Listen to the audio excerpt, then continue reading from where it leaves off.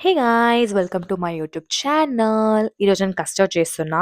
Literally ఇది నేను first time చేస్తున్నా. సో, పొమోగ్రానేట్స్‌ని ఆల్రెడీ నేను ఒలిచేసి పెట్టేసుకున్నా. నేనెప్పుడు ఫ్యామిలీలో గానీ, ఫంక్షన్స్‌లోకి వెళ్ళినప్పుడు కస్టర్డ్ నాకస్సలు నచ్చదు. ఎందుకో ఏమో నాకు తెలీదు. సో, ఇది ఫస్ట్ టైమ్ నేను టేస్ట్ చేయబోతున్నా.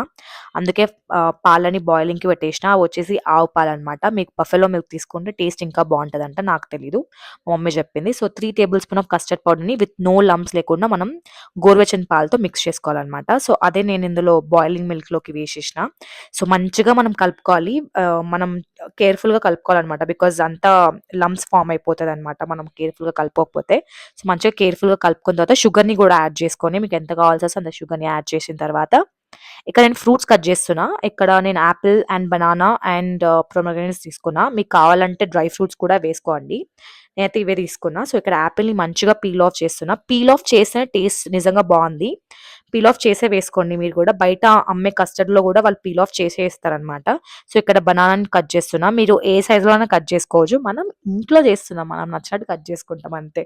సో, బనానాని కట్ చేసుకున్నాను. ఇక్కడ యాపిల్, బనానా, పొమోగ్రానేట్స్ 3 ఫ్రూట్స్‌ని నేను ఇక్కడ మీగడ చూసారా ఎంత బాగా ఫార్మ్ అయిందో కస్టర్డ్‌లోకి. అందుకే ఫుల్ ఫ్యాట్ మిల్క్ తీసుకోండి. టేస్ట్ చాలా బావుంటది. చాలా క్రీమీగా ఉంటది. నాకైతే ఈ కన్సిస్టెన్సీ చాలు. మీకు ఇంకా థిక్ కన్సిస్టెన్సీ రావాలంటే మీరు కొంచెం కస్టర్డ్ పౌడర్‌ని ఎక్కువ వేసుకొని మిక్స్ చేసుకోండి మిల్క్‌లో. కొంతమంది చాలా ప్రిఫర్ చేస్తారు కదా!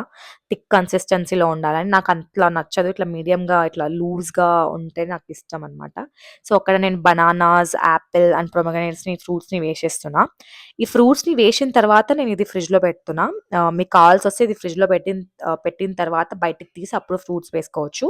సో, ఇది వేడిగున్నప్పుడు ఈ ఫ్రూట్స్ అన్నీ వేయొద్దండి. బికాజ్ ఆ బనానా, యాపిల్ అనేది ఆ వేడికి కొంచెం మెత్తగా అయిపోతది. సో, మనం రూమ్ టెంపరేచర్‌కొచ్చిన తర్వాత నేనిది ఫ్రిడ్జ్‌లో పెట్టేసుకొని అండ్ బయటికి తీస్తే చిల్‌గా తింటే ఉంది. లిటరల్లీ చాలా బావుంది. నిజంగా నాకు ఈ టేస్ట్ నచ్చింది. ఇంట్లో చేసుకొని తినండి. బయట కన్నా ఇంట్లో టేస్టే బావుంది.